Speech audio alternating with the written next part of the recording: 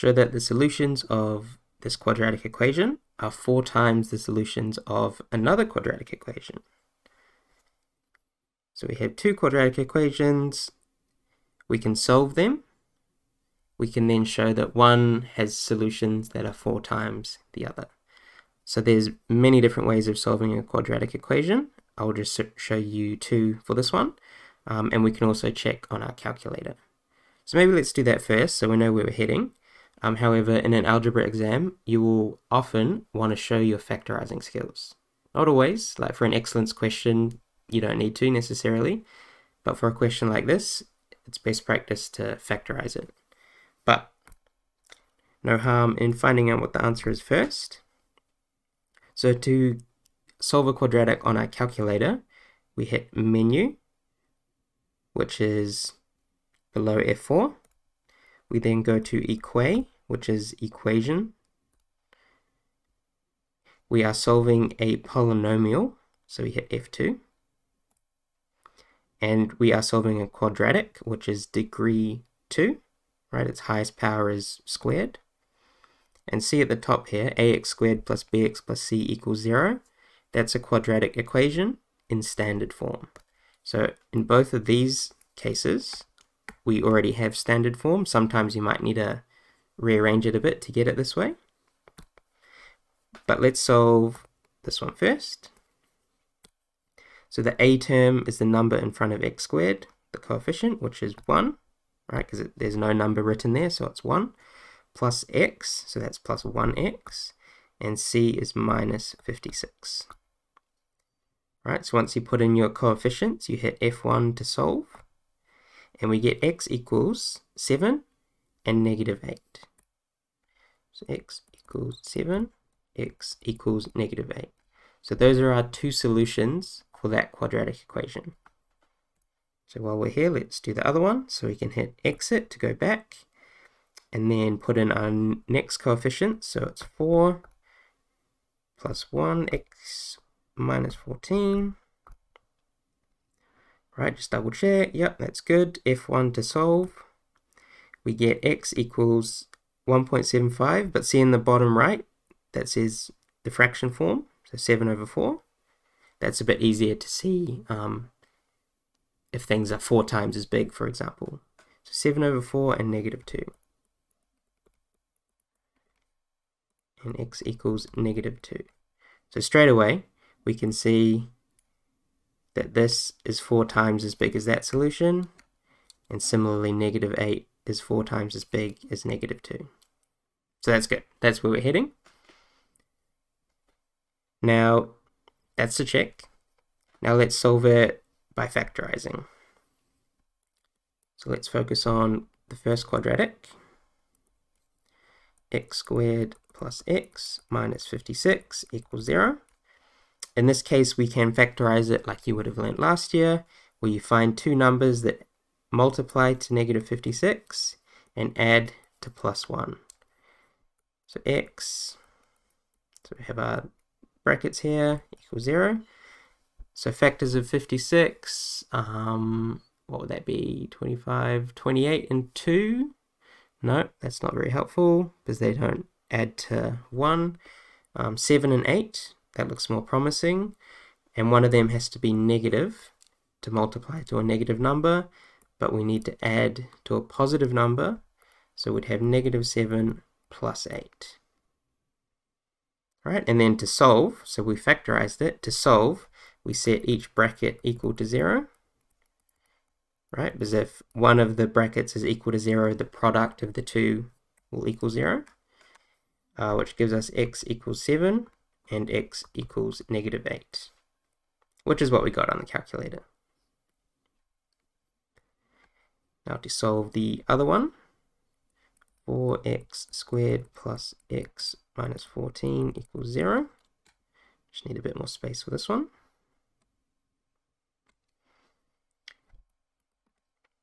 So this one, we'll notice the coefficient of x squared is not 1, right? It's 4. So a technique we can use is called factorizing by grouping. Factorizing by grouping. And so there's a few steps for this one. So let's go through them together. So we take the coefficient of x squared, which is 4, and multiply it by the constant. So that's negative 40 plus negative 16, negative 56. Right, so we just multiplied two numbers. Is that right? Negative 40 plus, yep, that's right. And now, okay, we have that number. Now we need to find two factors of that number that add to the coefficient of x, which in this case is 1. And actually that's the same as the last problem, so that would be 7 and 8, negative 7 and positive 8. All right, the same factors. And what we do with those numbers is we rewrite this quadratic, right? Everything's the same, except instead of plus x, we write negative 7x plus 8x, like so. So those two numbers that we got, the negative 7 and the 8, we use them to rewrite the plus x. So we haven't changed the equation, right? Because if we grouped 8x and minus 7x, that simplifies to x. But what this lets us do is factorize twice to factorize the quadratic. So, next step is we look at the first two and the last two terms on the left-hand side, and we factorize them separately. So looking at the first two terms, I don't see any common factor between 4 and 7, but I do see an x in common. And then we're left with 4x minus 7. The next two terms, what's the highest in common? 2. Right, 2 goes into 8, 2 goes into 14. Yep, so 2 is the greatest common factor there, and we're left with 4x minus 7, all equals 0. And now you'll see in both of these terms we have a 4x minus 7, so that's another common factor. So we can factorize that. So 4x minus 7 times what gives us x times 4x minus 7, that's just x. 4x minus 7 times what gives us 2 times 4x minus 7, that's plus 2. And now we have factorized our quadratic. Last step is to solve, so set both brackets equal to 0. Solve for x, so here we'll add 7 on both sides, and then divide both sides by 4. Here we'll subtract 2 on both sides, like so. So those are all our solutions. And then to conclude, we'd say something like, so if that was quadratic 1, that was quadratic 2. Solutions of quadratic 1 are 4 times solutions of quadratic 2.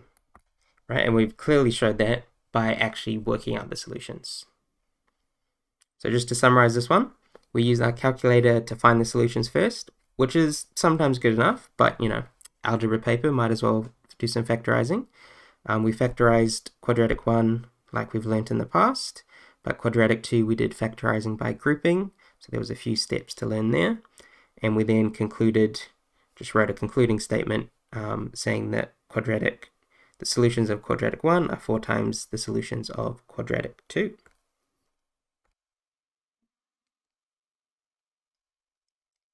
Now let's find the solutions of some more quadratics.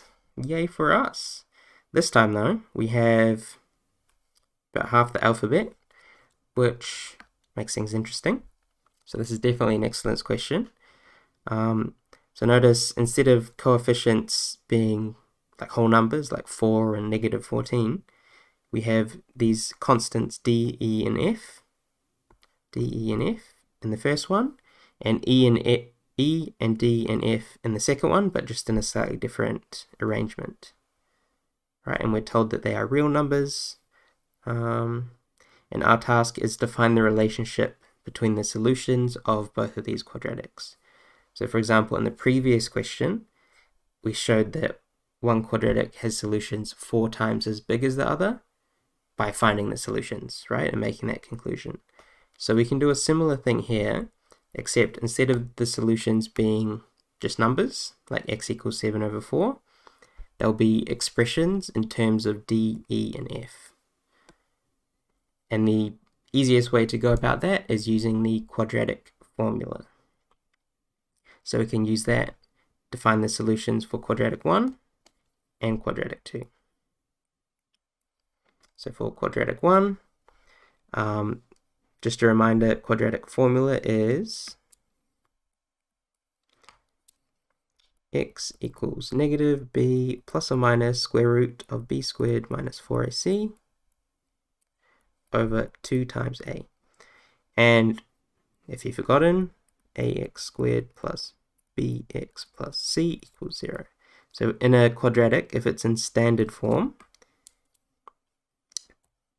the a is there, the b is there, and the c. Right, so a, b, and c are just the coefficients. But in this problem, it might be a little bit confusing because we have d, e, and f. But in the quadratic formula, we substitute them in for a, b, and c.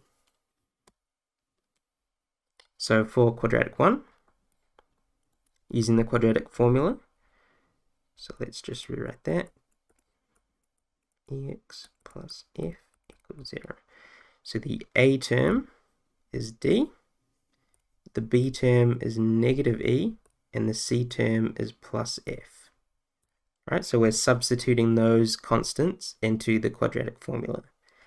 So negative b is negative e plus or minus the square root of negative e squared minus 4 times a, which is d, times c, which is f, all square rooted, and that's all divided by 2 times a, which is actually d. Now let's tidy that up a bit. So negative e is positive e, plus or minus negative e squared, again becomes positive e, minus 4df, all square rooted, and that is all over 2d. So this expression here looks like one solution, but we have plus or minus, so that's actually gives us our 2 solutions. Does it look like a solution? Maybe not, right? It's got e, d, and f in it. However, if we knew the numbers or the values for those constants, it would be a typical solution. All right, now for the second quadratic, do this exact same thing, so give it a go yourself first. That is x squared plus ex plus df equals 0. So again, identify your a term, which in this case is 1, your b term plus e, and your c term plus df. Using the quadratic formula, negative b, so that's negative e. Oh, hang on. Let's catch a mistake I made. You are probably yelling at me for a while. That's all right. Going back to quadratic 1, I forgot that b is actually plus e. That one little line, which means this would be plus e. So negative positive e becomes negative e, and negative e squared is the same as e squared. So that's all good. Yep, that looks right. Sorry about that. Now back to quadratic 2. Using the quadratic formula, we have negative b, which is negative e, plus or minus the square root of b squared, minus 4 times a, which is 1, times c, which is df. That's all square rooted, all over 2 times a, which is 1. Tidying that up, get negative e plus or minus e squared minus 4df, all square rooted, over 2. So now take a moment, how do these 2 solutions compare? I see a few similarities. For example, they have the same numerators, right? They both have a 2 in the denominator, but this one also has d. So, which, how do I word this? What solutions have a higher value? So since we have 2 times d, d's a whole number, a real number, excuse me. So that means this denominator is always bigger than this one, than quadratic 2's. So this solution's always going to be smaller than these solutions. And by a factor of what? Well, by a factor of d. So we can conclude solutions of 2, so of quadratic 2, are d times solutions of quadratic 1, right? They have the exact same solutions apart from that factor of d, meaning quadratic 2 has solutions that are d times solutions of quadratic 1. Now, of course, if d is some number, it'll be, let's say, 4 times as big, but in this case, we're dealing with the constants that are unknown. Just to recap this question, we use the quadratic formula for both quadratics to get the solutions in terms of d, e, and f. We were able to then compare them because they were mostly similar apart from that constant d in the denominator.